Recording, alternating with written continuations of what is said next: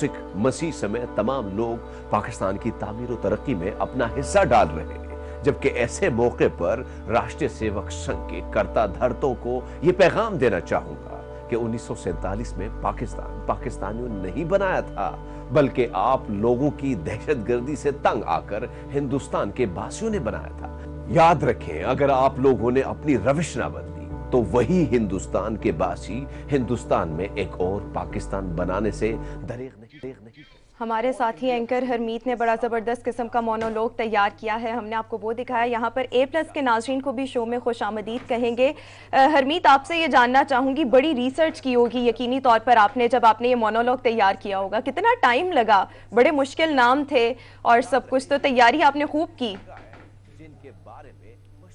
देखिए, वक्त तो लगता है, जाहिर बात है। एक रिपोर्टर के लिए जब आप फिर रिसर्च बेस पे रिपोर्ट बनाते हैं तो जाहिर बात उसमें वक्त लगता है, और हम सबको कोशिश करनी चाहिए, क्योंकि वो तमाम तर किरदार जिन्होंने पाकिस्तान बनने से पहले और पाकिस्तान बनने तक और अब तक वो अपना काम कर रहे हैं इसके लिए, इसकी तरक्की, तामीर और तरक्की के लिए, तो हम सबको उन नामों को खिराज तहसीन पेश करना जो है हर सहाफ़ी का काम है। और ये वो नाम है जिससे काफ़ी लोग जिनको नहीं पता तारीख़ में हमने देखा कि कुछ सियासी नज़र भी हुए जिनके बारे में काफ़ी सारे, हम अगर देखें तो रऊफ साहब को ज़्यादा इल्म है तारीख़ के हवाले से, और अगर हम इसमें जोगिंदर नाथ मंडल जो थे वो भी हमारी ही कुछ ऐसी सियासत की वजह से जो उसकी नज़र हुए, हालांकि कायद आज़म मोहम्मद अली जिन्ना साहब को उन्होंने हाथ थामा था और उनको पता था कि जाहिर बात है कि ये वो शख्सियत हैं जो दलित जो थे, जो बंगाल में या हिंदुस्तान में जिस तरह वो पिस रहे थे, तो जिन्ना साहब ने उनके साथ वादा भी किया था, लेकिन उसके बाद जो हालात बदले, जिन्ना साहब के जाने के बाद हालात यकसर बदल गए।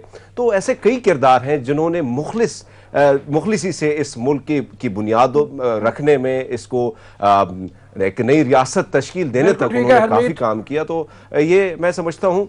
जी रऊफ साहब। जी हरमीत, वो कोक का सॉन्ग है, हम वो दिखाने जा रहे हैं इस दिन की मुनासबत से, खास तौर पे पेट्रियाटिक सॉन्ग है, नेशनल सॉन्ग तैयार किया है कोक स्टूडियो ने, तो उसकी इंटीग्रेशन हमारे पास मौजूद है, हम अपने नाज़रीन को पहले वो दिखा लें। तो कोक स्टूडियो का ये खूबसूरत रीमिक्स हमने अपने नाज़रीन को दिखाया, बहुत ज़बरदस्त। बीच में बलोच टच भी था और पंजाब का भी टच था, बिल्कुल, और वो साथ मॉडर्न, क्लासिकल, मतलब सारा कुछ मिला के। यंगर लॉर्ड जो है वो भी है और इंटरेस्ट डेवलप होता है, मतलब कॉम्पोजिशन बहुत अच्छी है, कॉम्पोजिशन बहुत अच्छी है, और अरेंजमेंट सारा जो प्रोडक्शन क्वालिटी है वो भी बहुत शानदार, वो भी बड़ी अमेजिंग है। मुझे उम्मीद है बड़ा पसंद आएगा ये लोग। हाँ बिल्कुल, ऐसी बात ही है। अभी हम एक ब्रेक की तरफ जाना है, एक ब्रेक से वापस जब तो यौम पाकिस्तान पर मजीद भी बात करेंगे। कुछ तहरीक पाकिस्तान में जिन कारकुनान ने हिस्सा लिया उनमें से भी किसी को शो में शामिल करेंगे। आपने कहीं नहीं जाना, देखते रहिए गुड मॉर्निंग पब्लिक।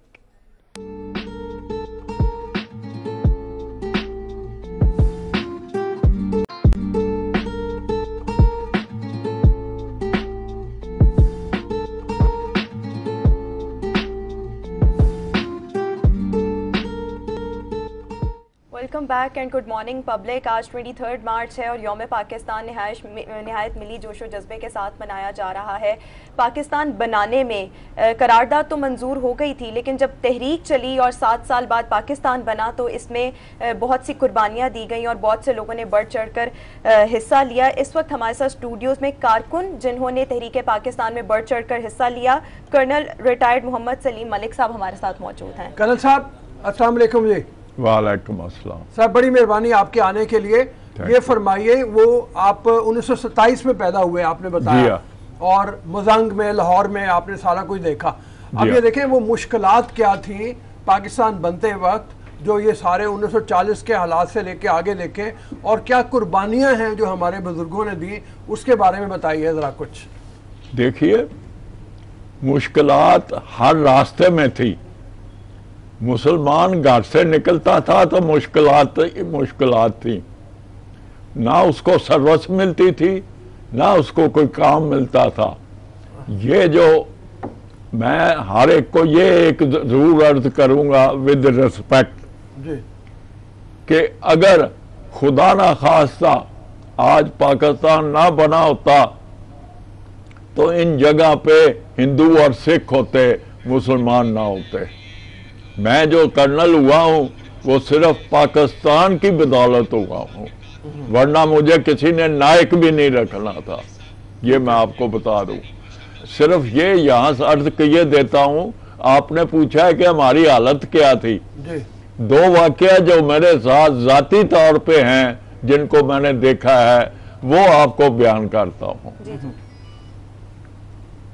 हमारा पंजाब मुस्लिम स्टूडेंट फेडरेशन का जिस जगह अभी सुप्रीम कोर्ट है ना लाहौर में, जी जी, उसके बाहर निकले हाई कोर्ट की तरफ जाते हुए एक छोटा सा रास्ता है, उसके सामने शाह चिराग मस्जिद है, उसके पिछली तरफ एक कमरे में हमारा दफ्तर था, पंजाब मुस्लिम स्टूडेंट फेडरेशन। जी।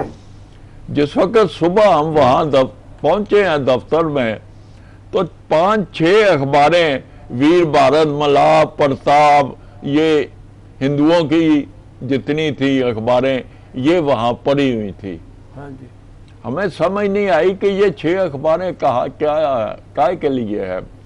जिस वक्त उनको खोल के देखा तो 6 अखबारों में हेडिंग मुख्तलिफ थे, लेकिन एक ही था कि एक सब डिविजनल अफसर ने मोंटगोमरी में पाकिस्तान बना दिया।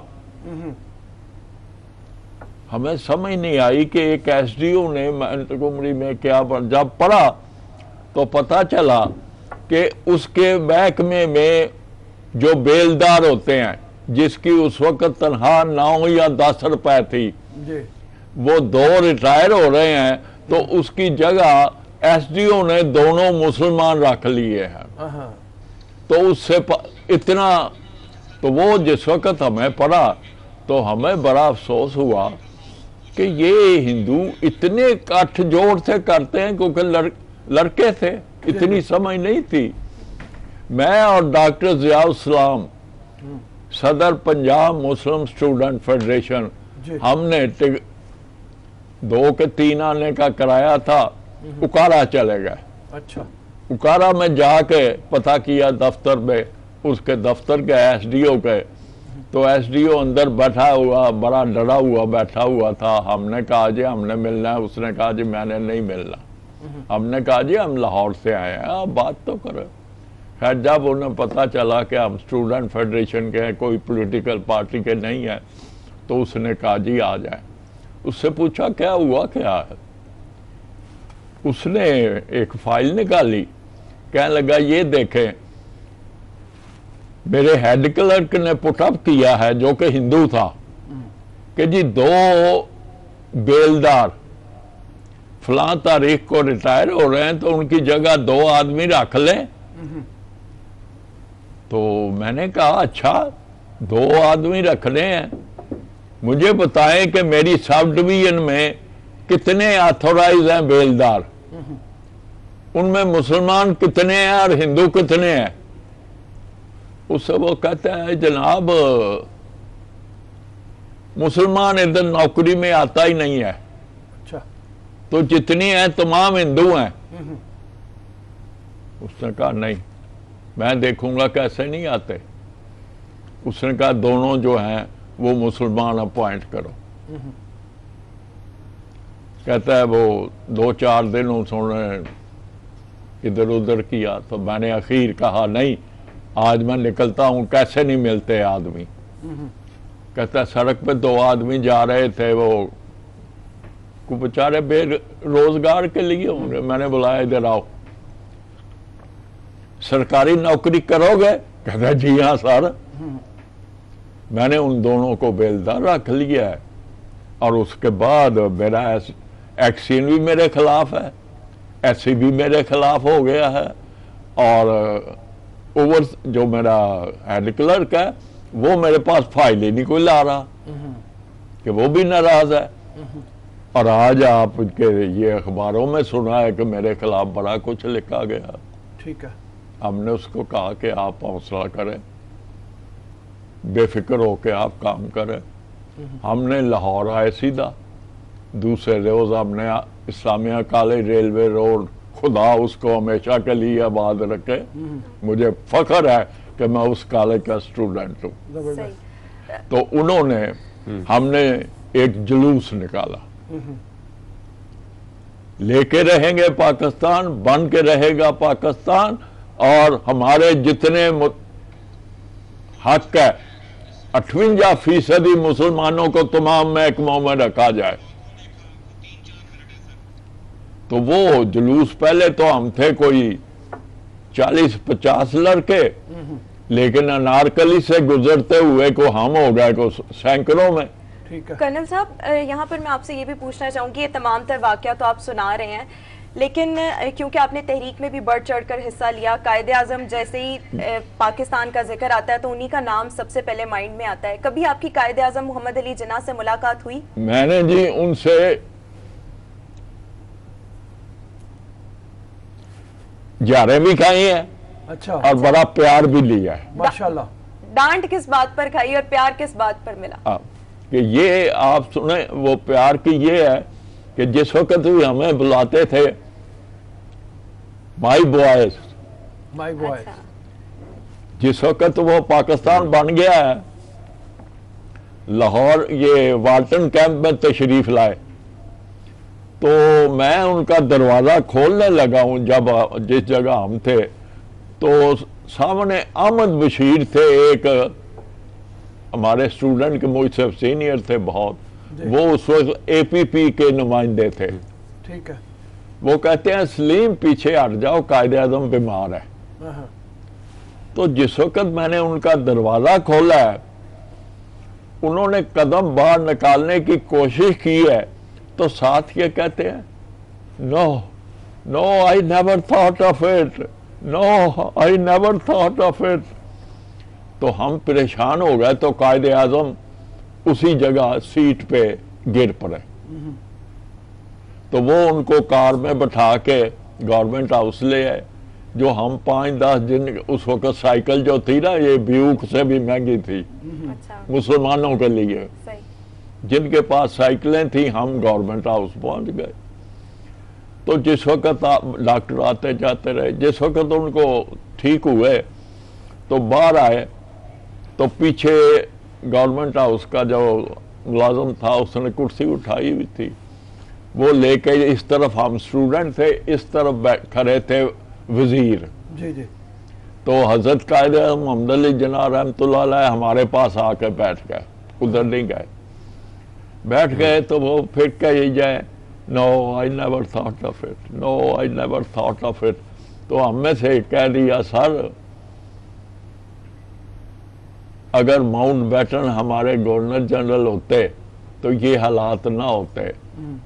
तो बड़े कहते हैं no my boy no, if Mountbatten would have been your governor general also he would have gotten no confidence vote passed against me and it would have been the end of Pakistan. तो not this, ये मुल्क जो है, I and you have made it, not they. I and you have made this country, not they. ये उन्होंने 3 दफा repeat किया। आप ये अंदाजा लगाएं, वो सियासतदान थे, हम स्टूडेंट थे। ठीक है, ठीक है, अच्छा, बड़ी जबरदस्त। तो ये आप सोचें कि इतना कॉन्फिडेंस था उनको स्टूडेंट के ऊपर। हम एक दफा लड़ पड़े, स्टूडेंट थे, वो पंजाबी में कहते हैं खोते फाक तो लड़ पे, कोई बात नहीं थी, तो आपस में हम लड़ पड़े। तो हजरत कायदे आज़म मोहम्मद अली जिन्ना के पास सब गए कि जी इन्होंने ये किया, वो कहता थे। उन्होंने टाइम दिया हबीबिया हाल इस्लामिया कॉलेज में कि मैं सबकी बात सुनूंगा। तो उस वक्त जो स्टेज थी वो होती थी, प्रिंसिपल के दफ्तर से बाहर निकले थे, हॉल के अंदर जाएं तो सामने सीटें थी, इस तरफ थी, इस तरफ थी। हम ग्रुप जो थे अलहदा बैठ गए। तो हजरत कायदे आज़म मोहम्मद अली जिन्ना अंदर आने लगे, तो प्रिंसिपल साहब था, उसको कहा कि नहीं आप जाए, आप भी जाए। वो चले गए। तो आगे देखा तो प्रेस वाले भी थे, खड़े थे। उन्होंने कहा देखिए, I request you to go back. वो फिर इधर से निकाले तो उधर आ गए, उधर से उन्होंने कहा देखिए सर, आपने कभी हमें अपने जगह से नहीं रोका, आज क्यों रोक रहे हैं? कहते हैं लोग father is going to dress his naughty boys. ये मेरे लिए बहुत बड़ा अजाब है। ठीक है, आपके वाकयात ऐसे हैं कि दिल कर रहा है हम सुनी जाएं। अब एक इजाज़त दीजिए छोटी सी ब्रेक के लिए, वापस होते हैं आपकी खिदमत में और हम अगले सेगमेंट में इसी मौजू के हवाले से और बातें करेंगे। अभी इजाज़त दीजिए ब्रेक के लिए। Good morning public.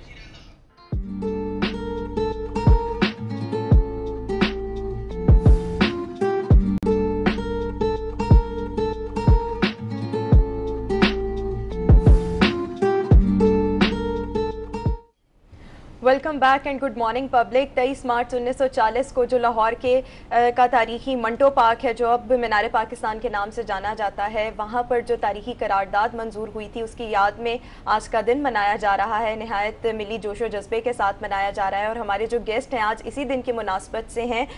एक और तहरीक पाकिस्तान के कारकुन इनके वालिद थे, कर्नल हामिद गनी, इस वक्त सर हमारे साथ मौजूद हैं और इनके वालिद जो हैं वो बड़े एक्टिव पार्टिसिपेंट रह चुके हुए हैं तहरीक पाकिस्तान में। Sir welcome to studios. Thank you, बहुत शुक्रिया। ये फरमाए 1940 में ही 22 तारीख को कायद आज़म ने वो जो तकरीब है उससे तकरीर भी की वहाँ पे 100 मिनट की तकरीबन फिल्म तकरीर, और उसमें एक हवाला उन्होंने दिया लाला लाजपत राय के एक लेटर का, जो उन्होंने बताया कि लाला लाजपत राय ने ये कहा कि हिंदू क्यों मुख्तलिफ कौम हैं, और उन्हीं की बुनियाद उन्होंने बताया कि जिस बुनियाद पे वो हिंदू मुख्तलिफ कौम है उसी बुनियाद पे मुसलमान भी एक मुख्तलिफ कौम है, और चूँकि मुसलमान मुख्तलिफ कौम है लिहाजा इनके लिए वतन भी एक आज़ाद होना चाहिए। इसी हवाले से इरशाद फरमाइए, मतलब इसकी अहमियत क्या है उस तकरीर की कि वो आगे चल के एक पेश खैमा बन गई तहरीक पाकिस्तान में पाकिस्तान बनने तक की। जी बहुत शुक्रिया, आपने मुझे मदऊ किया और बहुत अच्छा सवाल आपने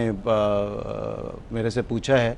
लाला लाजपत राय बहुत पढ़े लिखे आदमी थे और नेचुरली कायद आज़म जो थे वो उनसे ज़्यादा पढ़े लिखे आदमी थे, और लाला लाजपत राय ने कुरान पाक को बहुत तफसील से पढ़ा हुआ था, और लाला लाजपत राय ने कुरान पाक को जब तफसील से उसका मुतालिया किया तो वो इस नतीजे पर पहुँचे कि हिंदू और मुसलमान दो अलग अलग कौमें हैं। ठीक है, इनका तशख़्ख़ुस अलहदा है, इनके मशाहिर अलहदा हैं, इनके अकाबिर अलहदा हैं, इनका रहन सहन अलहदा है, इनकी कोई भी चीज़ मुश्तरक नहीं है हिंदू के साथ। ठीक है, लिहाजा आप कोई भी मंसूबा बना लें वो इकट्ठे रहने का नहीं हो सकता।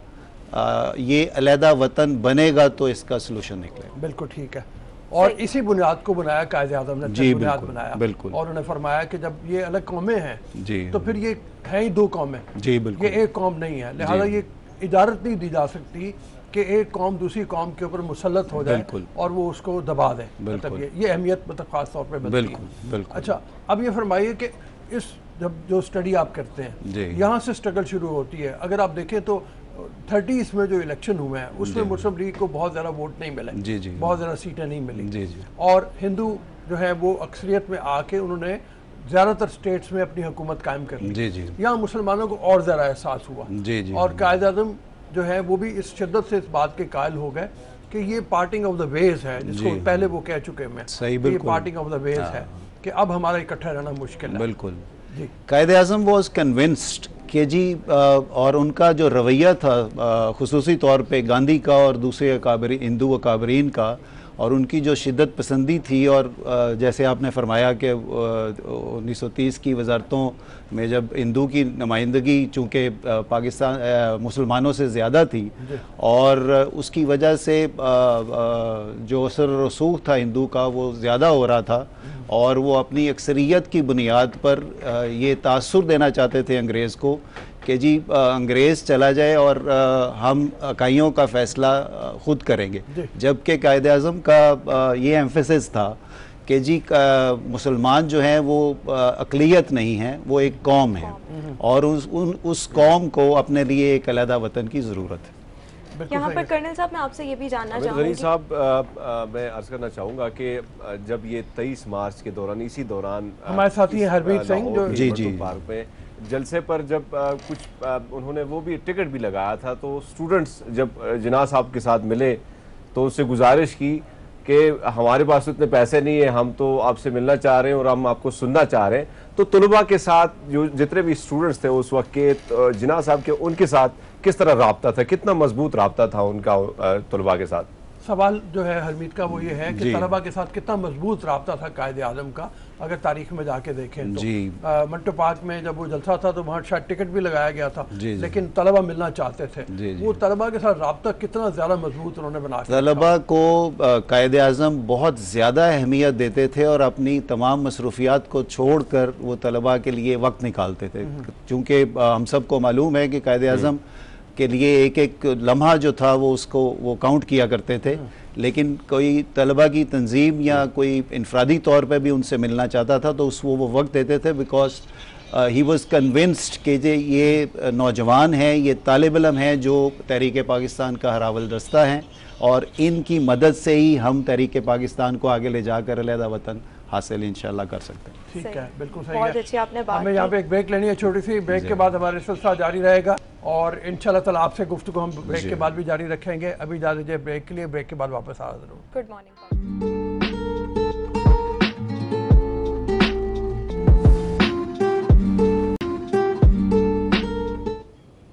Welcome back and good morning public. जैसा कि आज यौम पाकिस्तान है और इस दिन की मुनासबत से ही हम गुफ्तगू कर रहे हैं, स्टूडियोज़ में हमारे साथ मौजूद हैं कर्नल रिटायर्ड हामिद गनी साहब जो कि राइटर हैं और इनके जो वालिद हैं वो तहरीक पाकिस्तान के एक्टिव पार्टिसिपेंट भी रह चुके हुए हैं और अब उनका इंतकाल हो चुका हुआ है।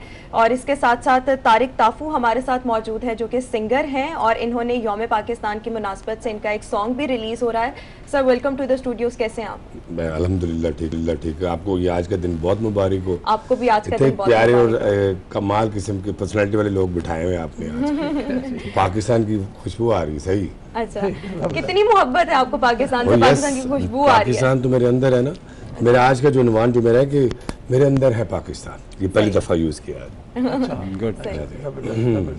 कर्नल साहब ये बताएं, आजकल के जब हालात को देखते हैं जी तो यानी उस वक्त से अब तक में अगर एक जज्बे की वो थोड़ी सी कंपैरिजन किया जाए तो अभी क्या हो गया है? मतलब हम इख्तलाफ में पड़े हुए हैं, हमें शायद ये एहसास नहीं रहा कितनी मुश्किलों से पाकिस्तान हासिल किया गया और हम जिन मामलात में बिगड़ के पड़ गए हैं वो मामलात बिगाड़ने की तरफ चले गए, जहाँ से मायूसी सी पैदा होती है। मेरे ख्याल में ये सबक दिया जाना बड़ा ज़रूरी है कि बुज़ुर्गों ने बड़ी मेहनत की हुई है, तो उस मेहनत का फल हमें इस तरह से ज़ाया नहीं करना चाहिए। बहुत सही, बिल्कुल।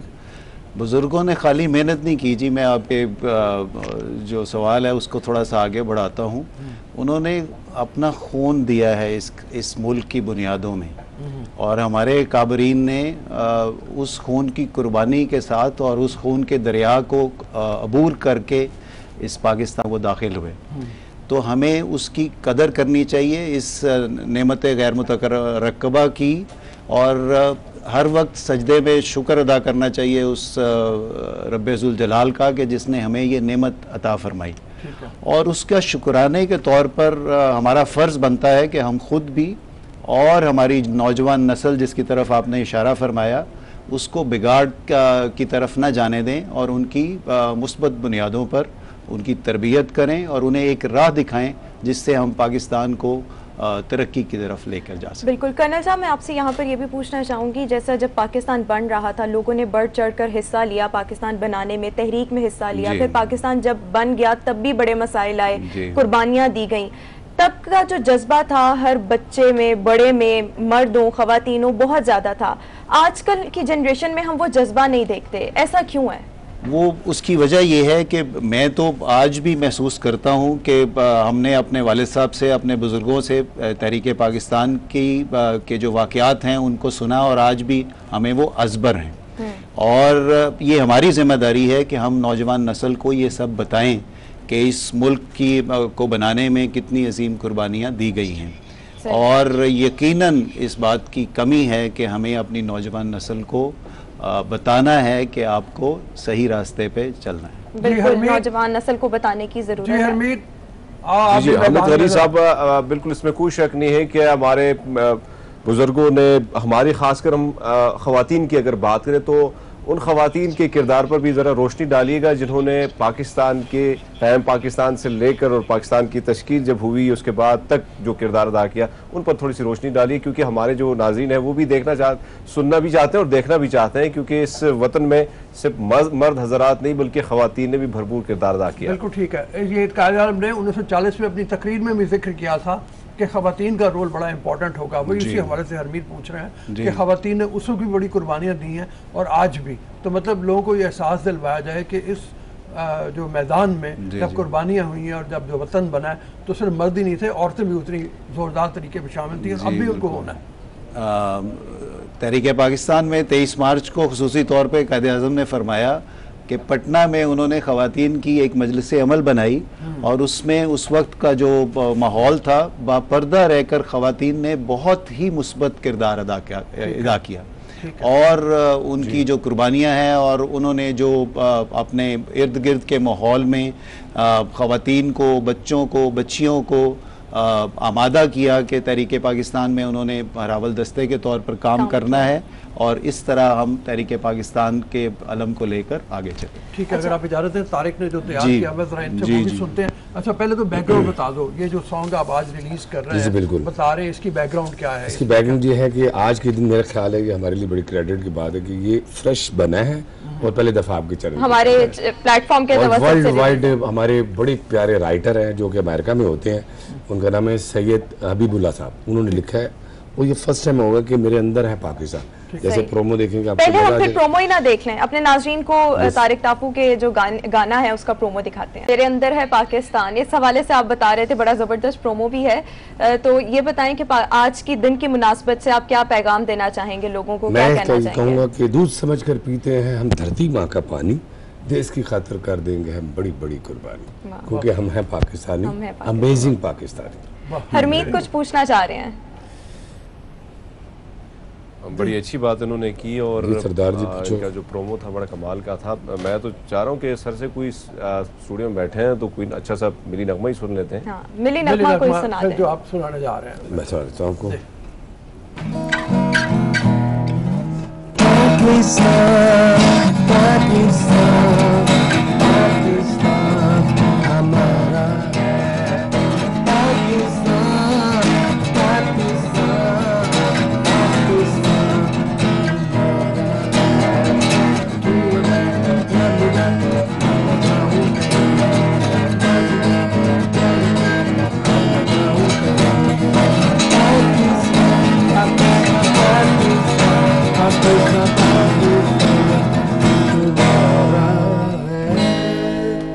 जबरदस्त, अमेजिंग। कर्नल साहब, मैं आपसे यहाँ पर ये सवाल करना चाहूँगी, जैसा कि आपने कहा कि हमें अपने बच्चों को पढ़ाने की ज़रूरत है, बहुत सी चीज़ें बताने की ज़रूरत है, लेकिन हम देखें तो आजकल के बच्चों को ज़्यादा पाकिस्तान के बारे में कोई इतना पता नहीं, इवन यौम पाकिस्तान के हवाले से भी इतना नहीं पता होगा। इसमें कसूरवार कौन है? स्कूल्स हैं, पेरेंट्स हैं, क्या है कि उनको तारीख बताई नहीं जाती? बहुत ही अच्छा सवाल है। इसमें ये जो तीनों नाम आपने लिए वो सब कसूरवार हैं, क्योंकि हमारे स्कूलों में जब हम स्कूल में थे तो यौम पाकिस्तान की तकरीब होती थी, बज़्म अदब होता था, तकरीरों के मुकाबले होते थे। हमने अपने स्कूल में, कॉलेज में तकरीरों के मुकाबले किए हैं, एसेज लिखे हैं और उस तरह आपको आप में के अंदर ये एहसास जागता है कि जी आप इस जिंदा कौम के फ़र्द हैं और आपकी कुछ जिम्मेदारियाँ हैं। हमारे स्कूलों में इसके बारे में बात होनी चाहिए, हमारे कॉलेजेस में इसके बारे में बात होनी चाहिए, हमारी सिविल सोसाइटी में इसके बारे में बात होनी चाहिए और हमारे असातिज़ा को और दूसरे जो लोग हैं उनको वक्तन फ़वक्तन इसके बारे में बात करते रहेंगे तो हम अपने नौजवानों को इसके लिए तैयार करते रहेंगे। रऊफ साहब, जैसा कि आपने सुबह ये बात भी बताई कि करारदाद लाहौर जब पेश की गई और 22, 23 और 24 मार्च को, तो वो एक करारदाद नहीं थी, वो 4 करारदादें थी। एक तो पाकिस्तान के अलहदा वतन का मुतालबा, उसके हक में करारदाद थी, फिर खाकसारों के हक में, फिर फ़लस्तीन की भी उसमें बात की गई थी। और ये जो बात है वो आजकल की मेरे ख्याल में जनरेशन को नहीं पता कि फ़लस्तीन के हक में भी उस टाइम बात की गई थी और करारदाद पेश की गई थी।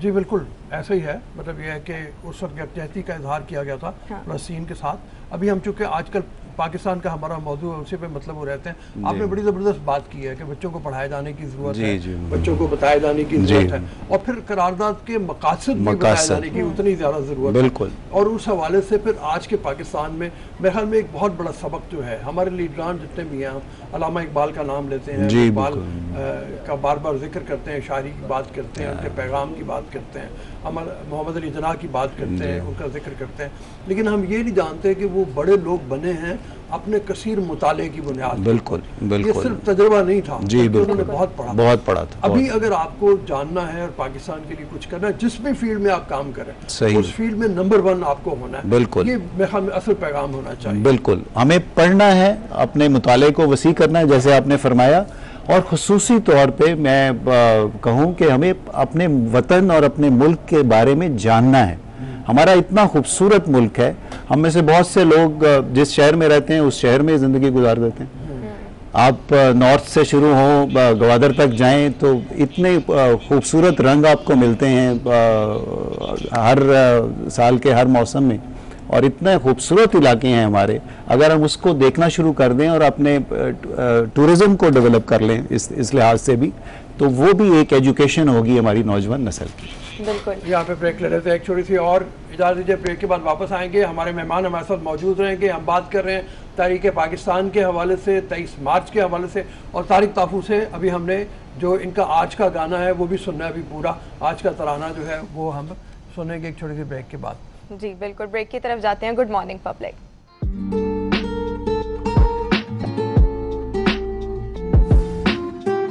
Welcome back. हम वापस आ गए हैं और हमारे साथ मौजूद है तारिक ताफू भी, जिनका गाना अभी आपने तराना देखा। कर्नल साहब इन्होंने भी अपने शुरू में तराने में एक वो सिख पग वाले जो है वो, वहाँ से मुझे ख्याल आ रहा था कि जितना काम मुसलमानों ने किया, उनके साथ बहुत सी अक़लियतों के लोग थे जिन्होंने साथ साथ किया, पार्टिसिपेट किया जी। और अभी आप ये देखें कि आप ही बता रहे थे मुझे थोड़ी देर पहले, मेरे ख्याल में उसके बारे में बताइए कि एक रिक्रूट हुआ था फौज में, एक सिख नौजवान, अभी वो कहाँ है, अभी उसका क्या हाल है? जी मैं बताता हूँ, ये बहुत खुशाइंद बात है कि मैं उस वक्त मिलिट्री एकेडमी काकुल में था और जनरल मुशर्रफ के वक्त में एक नौजवान सिख ने कमीशन हासिल किया, और वो एक मैसेज था जो वर्ल्ड वाइड पहुंचा पाकिस्तान की तरफ से कि पाकिस्तान में अदम बर्दाश्त नहीं है, पाकिस्तान में तमाम अक़लियतों को मुसावात के तौर पर एक्सेप्ट किया जाता है। और आज माशाल्लाह वो पाकिस्तान की मायनाज इन्फेंट्री बलोच रेजिमेंट का एक जिम्मेदार मेजर है। अच्छा माशाल्लाह। हरमीत, आप शामिल होना चाहो? जी बिल्कुल, हामिद गनी साहब ने बड़ी अच्छी बात की, और इस वतन की अगर हम बात करें तो मुझे भी याद है कि मेरे दादाजी कहा करते थे कि जब वहाँ से जब पार्टीशन हुआ तो कई ट्रक, और ये क्योंकि उस ज़माने में ट्रक थे, ये बसें तो ये चीज़ें तो नहीं थी, तो उनको जब ये कहा गया था कि आप पाकिस्तान छोड़ने हिंदुस्तान जाने को तैयार है, तो उन्होंने कहा कि धरती पे अगर बुरा वक्त आया हुआ है तो धरती तो हमारी माँ है, इस धरती को हम कैसे छोड़ दें। तो हमने इस वतन में, क्योंकि जाहिर बात है कि जिन्ना साहब की जो विजन था उस पर सबको यकीन था, और आज हम जो ज़िंदगी यहाँ पे बसर कर रहे हैं, मुख्तलिफ प्लेटफॉर्म में, मुख्तलिफ इदारों में जो हम काम कर रहे हैं, ये हम अपने लिए नहीं बल्कि अपने मुल्क की खुशहाली और अपने मुल्क के जो हमारे मुल्क के हवाले से जो चीज़ें हैं, जो एक परसेप्शन है, उसको तब्दील करने के लिए हमारी कोशिश है कि कम से कम जो बातें की जाती हैं जो हकीकत पर मबनी नहीं है, तो उसके खिलाफ हम हर प्लेटफॉर्म पे खड़े हों, चाहे फौज हो, क्रिकेट हो, मीडिया हो, हर प्लेटफॉर्म पे हमारे जितने भी अक़लियती बिरादरी के लोग हैं वो अपना किरदार अदा करें। और क़याम पाकिस्तान की जिस तरह एक रिपोर्ट भी मैंने बनाई थी, तो ये वतन हम सबका है और हम सबका साझा है, और पाकिस्तान है तो हम सब हैं, और पाकिस्तान से ही हम हैं। पाकिस्तान हम सबका है, साझा है। बिल्कुल यही बात कर रहे हैं कि हमारे भी जो बुजुर्ग थे, हरमीत का ताल्लुक सवात के इलाके से, अच्छा माशाअल्लाह, और ये पश्तो स्पीकिंग है, अच्छा, और इनका खानदान कई बरसों से यहाँ पे खिदमत कर रहा है, और वो यही कह रहे हैं कि हमारे बुजुर्गों को कहा गया था छोड़ के चले जाओ, तो हमने कहा नहीं, हमें कायद-ए-आज़म के विजन पे यकीन था, और अभी भी जितने हम लोग हैं हमें कायद-ए-आज़म के विजन पे यकीन है, इसलिए हम यहाँ खिदमत कर रहे हैं उसी जज्बे के साथ। बहुत बड़ी बात है, बड़ी बात। अच्छा कर्नल साहब, यहाँ पर मैं आपसे ये भी पूछना चाहूँगी, हमारी जो आजकल की नौजवान नस्ल है इसमें अदम बर्दाश्त बहुत ज़्यादा है, यानी अगर किसी दूसरे मतलब मुखालिफ पार्टी का कोई भी हो तो जो सियासी नजरियात जहाँ पर नहीं मिलते तो लड़ पड़ते हैं, अब्यूजिव लैंग्वेज यूज करते हैं। इस पर आप क्या कहेंगे कि नौजवान नस्ल को अपनी तस्हीह किस तरह से करनी चाहिए और हमें ऐसे रवैयों से किस तरह से बचना चाहिए? नौजवान नस्ल वो कुछ करेगी जो उसके बड़े करते होंगे और वो बड़ों को जो करता देखेगी। अनफॉर्चुनेटली जो हमारे जितने प्राइम टाइम के पॉलिटिकल शोज़ हैं या करंट अफेयर्स के आप उसको शोज़ कह लें, उसमें सियासत में हमें लड़ाई झगड़ा नज़र आता है। वेयर एज सियासत मुफाहमत का नाम है, सियासत इश्यूज़ को हल करने का नाम है। सियासत में अपनी अक्ल दानिश का इस्तेमाल करके अपने मुल्क को आपने आगे ले जाना है। ठीक है, बिल्कुल सही है। ब्रेक पे जाना है हमें, यहाँ पे इजाज़त दीजिए ब्रेक के लिए। ब्रेक के बाद वापस आते हैं और मेरे अंदर है पाकिस्तान, मेरे अंदर है आपने पाकिस्तान, सुना, हम भी यहाँ बात कर रहे हैं मेरे अंदर है पाकिस्तान। आप दोनों का बहुत बहुत शुक्रिया, थैंक यू वेरी मच। इंशाल्लाह ताला ब्रेक के बाद नए टॉपिक के हवाले से, इसी हवाले से एक तरह नए एंगल से बात करेंगे। अभी इजाज़त दीजिए ब्रेक के लिए।